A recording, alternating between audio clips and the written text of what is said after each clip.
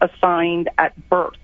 Is that really something that you want to be experimenting with your kids? And I think it's just easier for the parents as they get ready to go back to school and asked to sign all of these forms, is that when in doubt, opt out. What kind of things would you be opting out there in Fairfax County?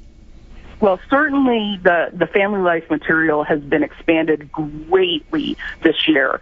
And not only has it been expanded greatly in terms of the type of material that's being taught, but the ages. We're seeing younger and younger, the expansion well beyond the Virginia Department of Education's family life curriculum. Fairfax County has adopted one that goes much, much further.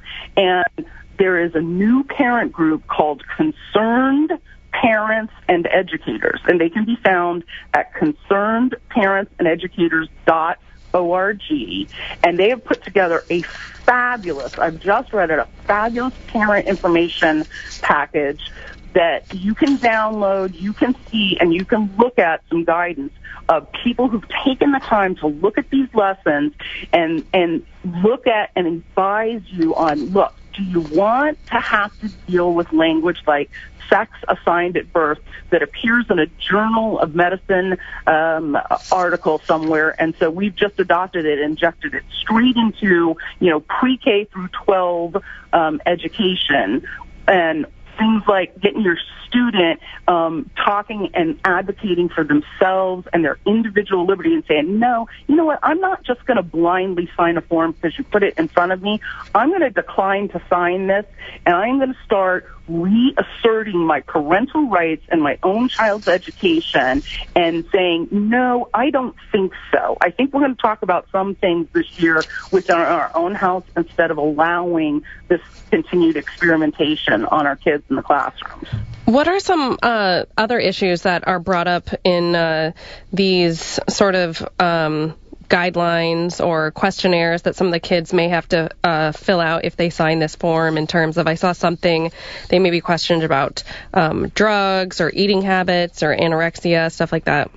I mean, we're talking about even things like in fifth grade, where we're talking about the sources of and different types of drugs and access to and avoidance of, look, you shouldn't be taking marijuana, and you should, and I mean, kids in fifth grade are really young and immature for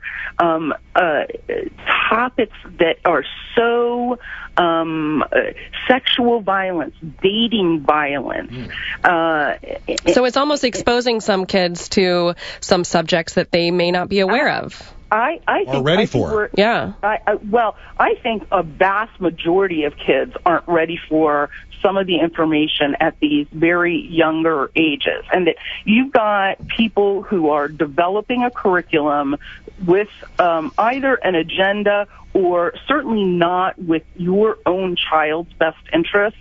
And talking about nocturnal admissions to kids who are 10 and 11 years old, is that really what do you want to be dealing with the outcropping of that? Very quickly. Having kids really upset by this? Or do you just say, you know what, we're going to choose not to participate in this, and we're going to get back into the reins of our own kids' education? I just have 30 seconds left, so I need a quick answer on this. But, I mean, will there be repercussions for students whose parents opt out?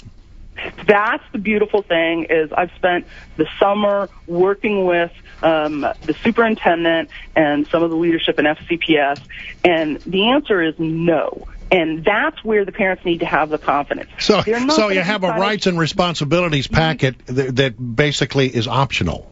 I turned in my own children's, because I still have 2 kids left in FCPS, and I wrote decline to sign, because not only am I a school board member, but as a mom, I have the responsibility for my own kids. And if I can do it, everybody else can have the confidence that we're not going to be weaponizing forms against parents. You know what? Get back into the driver's seat and have confidence to opt out. When in doubt, opt out. All right, Elizabeth Schultz, Fairfax County School Board member.